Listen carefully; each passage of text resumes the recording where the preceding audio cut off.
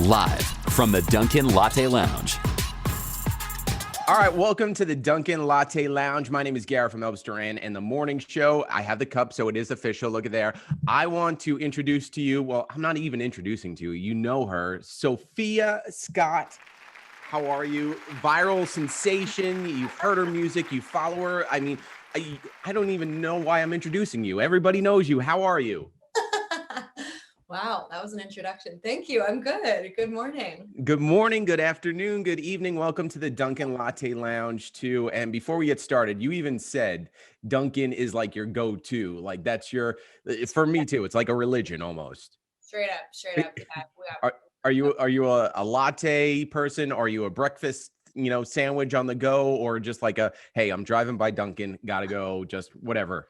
I'm a latte person. Me too. Latte person, yeah. See, that's the thing. Like I'm more in the I'm the minor leagues of lattes. I've just been introduced 30 years on this planet, and I'm like, "Oh, okay, I'll try it now." It's like one of those things. But Yeah. all right, well, you're hanging out. We got to talk about some music. I want to know, as you're at home right now, do you hang your own guitars on the wall? Because if I did, they would just come crashing down.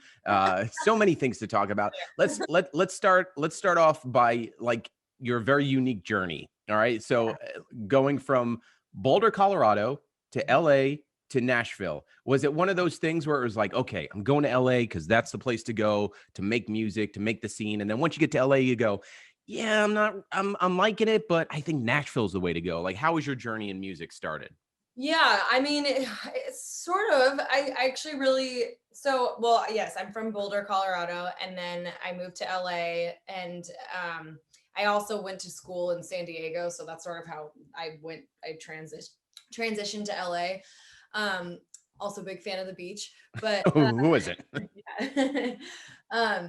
But yeah, I was actually in LA for like almost 7 years, and just since my music is country, I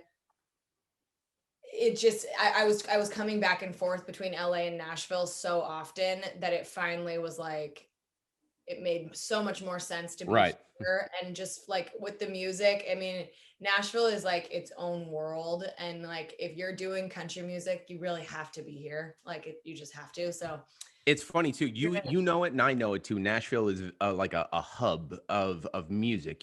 Just like you want hip hop. Born and raised in Brooklyn. That's what like Nashville within itself. A lot of people just experience it for the bachelor and bachelorette parties and don't realize the depths of the music that are in the streets of Nashville too. So to go there, like for you being in LA and you started, were you all about country right off the bat? Because you grew up listening to older music that not a lot of us growing up, tend to lean into. So was it something like, I'm in LA, I'm making this music, but I'm feeling Nashville. That's where my heart's at. yeah, so it's interesting. I feel like, had you asked me like when I first moved to LA, I wouldn't have considered myself a quote unquote country artist. Right. Because like you said, my influences, and I don't know, I think I was really trying to discover what type of an artist I was. I wasn't 100% sure on like the genre that I was going to fall into, but I knew what I liked to write, which is like very much storytelling. Right. And so like lyrically and my style was very much country. As far as like the production side of things, it sort of, which it still does like lean pop, which is why I think like everyone in LA is like, oh my God, you're so country. And people in Nashville are like, you're country, but you're kind of pop. So it's like, I'm like my own thing. I actually call it Southern pop. So it's like soulful pop, but country storytelling. It's so interesting too, because like, I mean, not to say, like, do you read the articles about yourself, but to see people's reviews upon you where it's like, oh, she's a little country, she has a little pop, a little R&B flair to you. I see it more as like a melting pot, like to just like kind of brand yourself and like, oh, she's this. And you as an artist know that you're not just what they say you are who you are ultimately.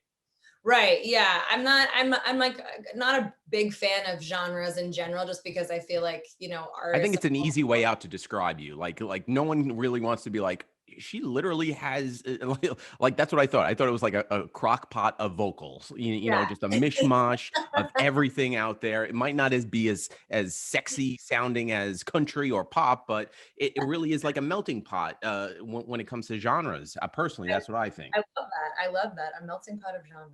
That's Yeah, so cool. exactly. So now the interesting thing, a lot of people have come into the Dunkin' Latte Lounge and they're just getting started and they're hoping for the huge smash. What's it like to have what, the internet calls a viral song have 30 billion views and listens and streams? Like, what's it like to be on the other side of it? As a listener, to hear She Ain't Me, it's great. But to experience it from your point of view, what's it like to have a song that the entire world has heard at one point over the last, couple months to a year?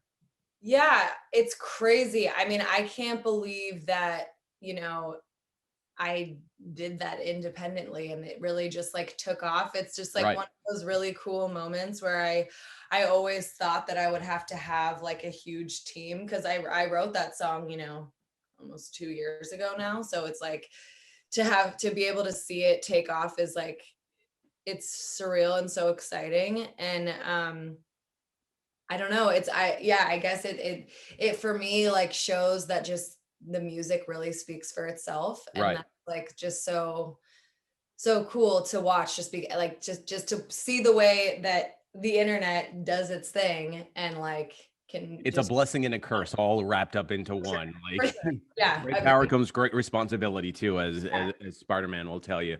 But yeah. so do you remember day one for you? Like you're writing this song because you had this thought.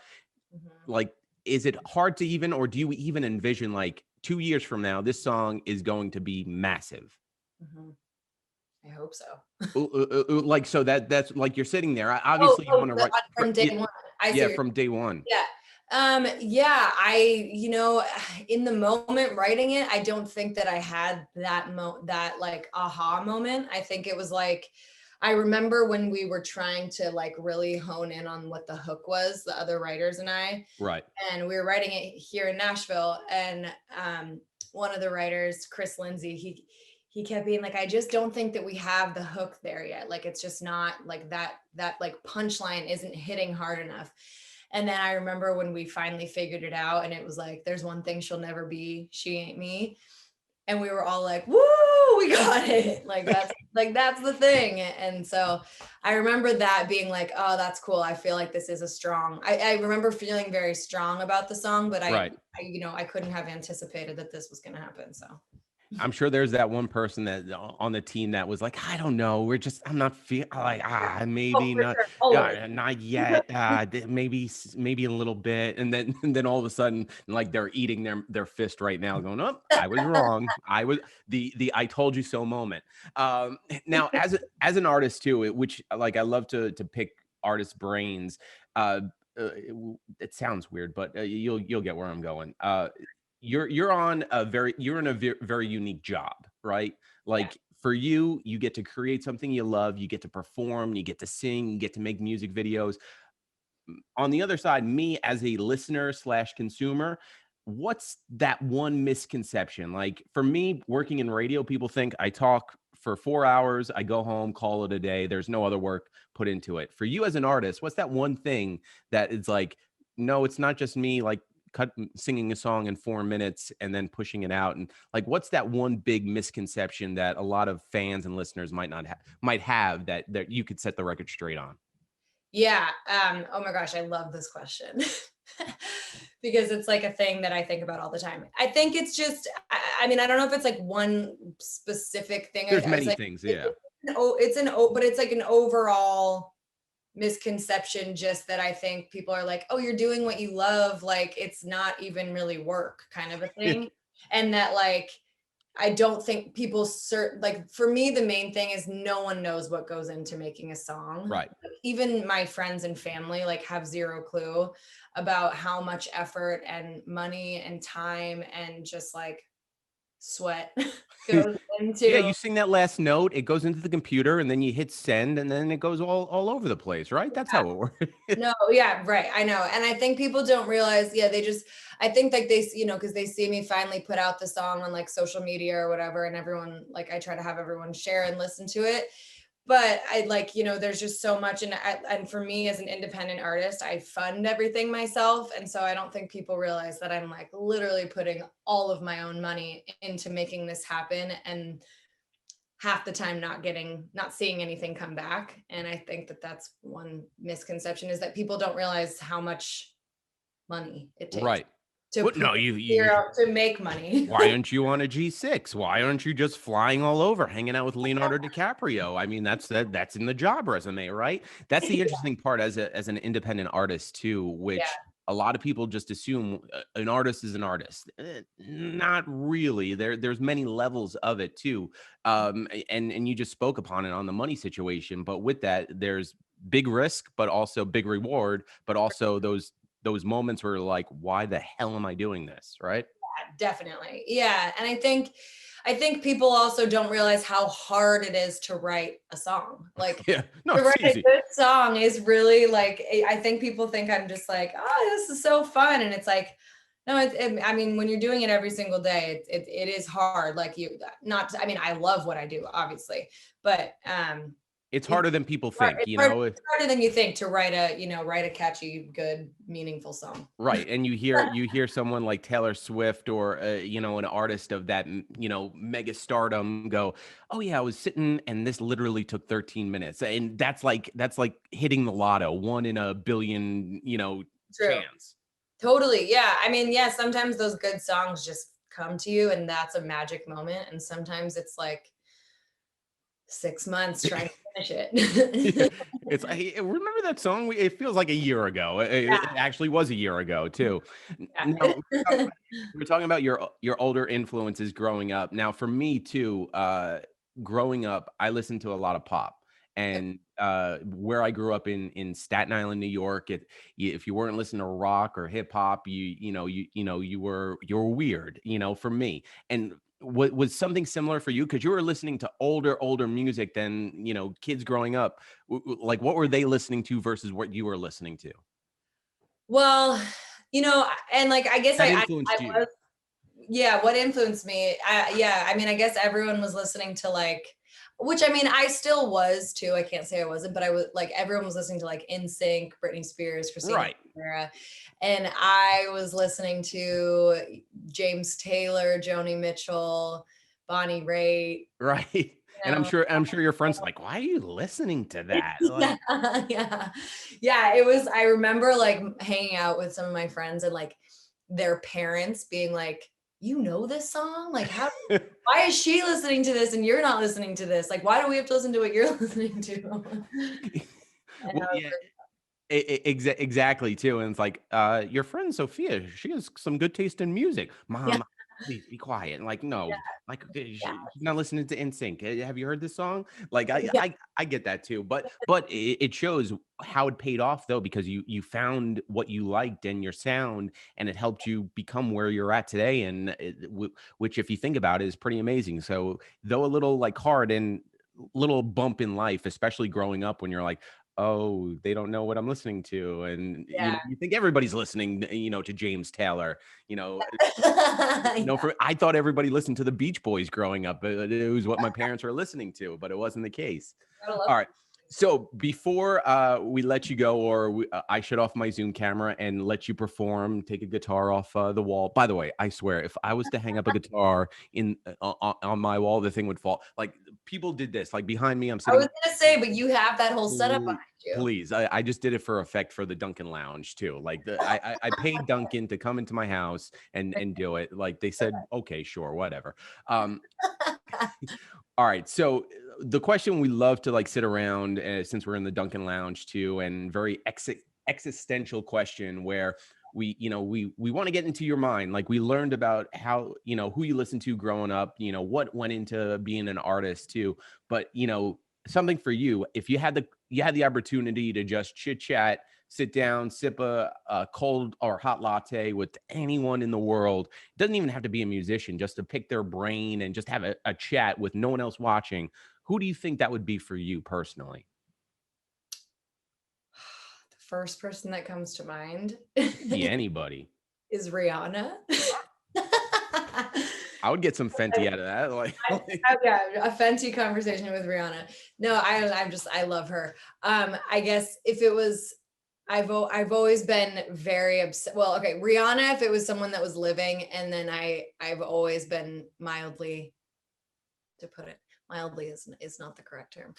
I've been very obsessed with Jim Morrison from The Doors, who's no longer with us. All right. So, that would just be a cool, like Jim Morrison, Rihanna, and you just sitting around. That trio. Right. Like a lot of creativity just alone on that table too. Imagine trying to explain to Jim Morrison like what viral is at this point, like what like what TikTok is, and oh, he would hate it. He would hate it. I think. But then Rihanna would be like, listen, let's just do a song. And then you guys would put out a song, and then you would have another viral song, all because you're sitting drinking lattes at Dunkin, whatever. But that's just me. See how my brain works? Like, you give me this little inch and then I just take it, a mile too. So Sophia Scott, before we let you go, hashtag Dunkin Latte Lounge all over the place. Make sure you use that hashtag. And if you're not following along, and by the way, like, if you're watching this right now, let's take some Vegas bets, right? The odds of people that aren't following you right now that are watching this are like maybe a half of one. So for that half a person that's watching this that doesn't know who you are, let's go over all the socials to follow along. Okay, yeah, you can follow me on Instagram at sofunky, SOPHUNKY. And then Sophia Scott Music is pretty much everything else: YouTube, Facebook, one-stop shop. Yeah, and Sophia Scott on Spotify and Apple Music and all that. There you go. All right, Sophia, I'm going to back away, turn off my camera, and let you do your thing. Thank you for spending some time with us. We appreciate it. Thank you, everyone, for watching, and we will see you hopefully on the road sooner than later. I hope so. Thank you so much. I appreciate it. This was so fun. Thank you. Hi, everyone. I'm Sophia Scott. Thank you so much to iHeart and to Dunkin for having me. I'm so excited to be here and to get to play a couple of tunes for you. This first song that I'm going to play is my most recent single. It's called Girls Need Girls, and I basically wrote it about growing up as a woman, girl, in our society and seeing the ways in which women are pinned against each other and oftentimes taught to sort of be mean to each other. And I went into the studio with all of my own personal experience in that whole thing, and just was like, I want to write a song that really celebrates girls being good to each other and building each other up and having each other's backs. So this is Girls Need Girls. It's available everywhere now if you want to go check it out. And I'm going to play the slowed down piano version of it.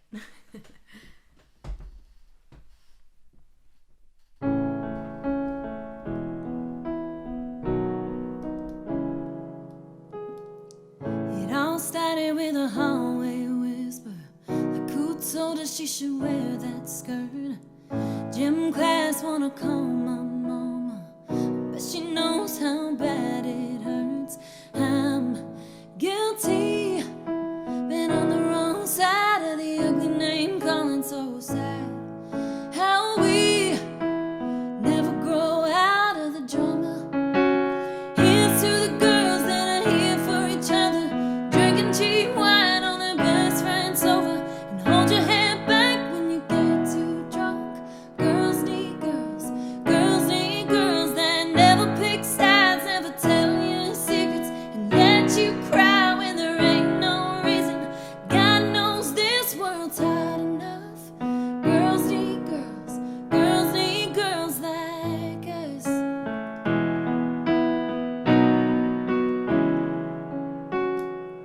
Shouldn't always be a competition. Who's breaking up, who's wearing a ring?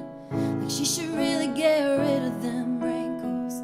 Gosh, she used to be so pretty. Can you see all of our flaws being used against us? When will we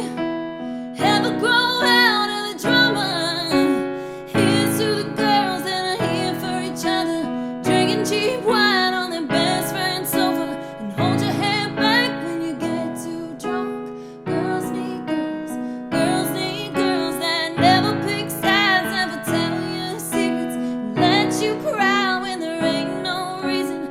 God knows this world's hard enough. Girls need girls, girls need girls like us. Let's raise a glass and throw another back for the senoritas. I've got your back, and I'll be right there when you need me. Here's to the girls that are here for each other, drinking cheap wine on their best friend's sofa, and hold your head back when you get too drunk. Girls need girls, girls need girls that never pick sides, never tell you secrets, and let you cry when there ain't no reason. God knows this world's hard enough. Girls need girls, girls need girls like us. Girls need girls, girls need girls like us.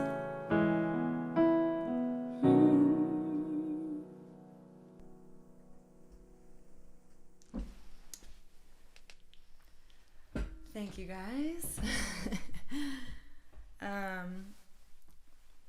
This next song is a new one that is not out yet, but I hope that it will be later on this year, because I'm hopefully going to be, fingers crossed, releasing my EP, which I'm so excited about.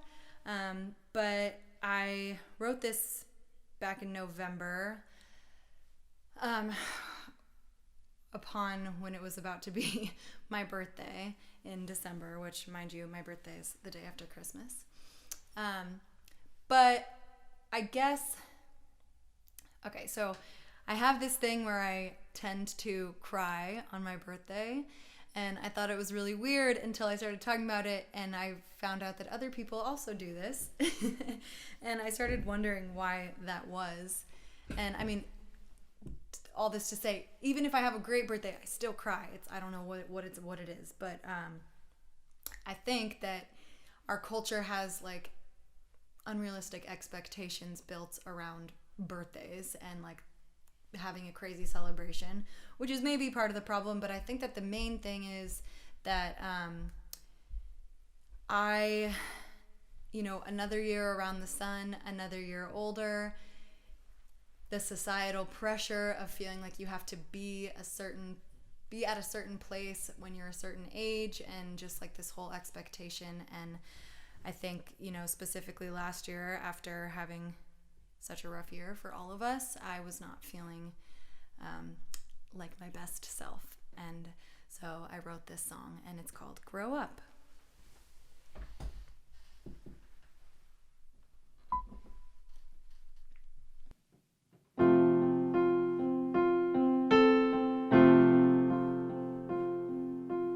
I've been following some bad directions, can't get past the front door, must have took a detour, feel like all I do is learn my lesson, make friends with my bad habits, chasing the white rabbit. I put the hell in healthy, I put the suck in success. Another year goes by and it's all a mess. Now I'm blowing out the candle, but I never change. Keep flying off the handle like I'm 17. I still call up my mama when the day's too tough. I might keep getting older, but I can't seem to grow up.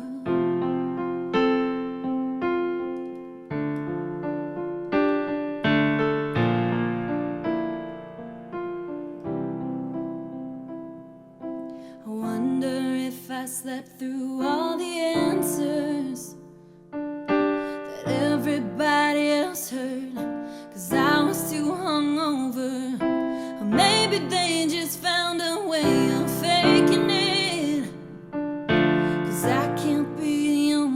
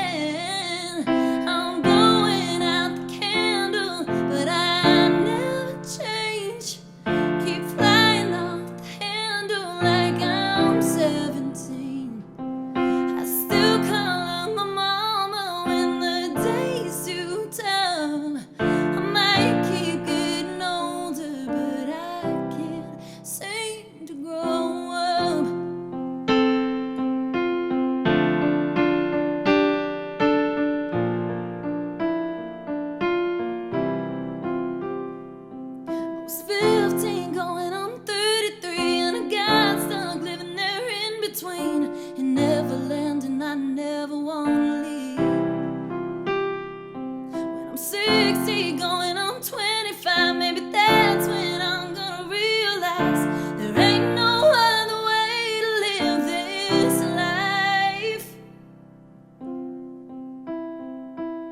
Now I'm blowing out the candle, but I never change. Keep crying out the handle like I'm 17. I still call up my mama when the day's too tough. I might keep getting older, but I can't seem to grow up.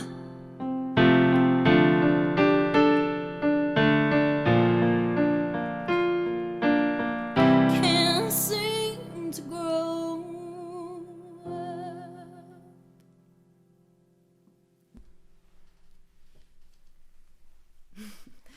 Thank you. Yeah, I don't know. I messed up one of the lyrics and said something random, but that's okay. I said I'm crying off the handle instead of flying. That's okay. Thank you guys so much for listening. This is going to be my last song, but I'm going to play another one that is new that no one's heard because I've been deprived of playing live music the past year, so this is my moment. This song is sort of like the single quarantine anthem, and I wrote it sort of about saying no to someone that might be toxic to you and staying home with a bottle of wine. And it's called Me, Myself, and Wine.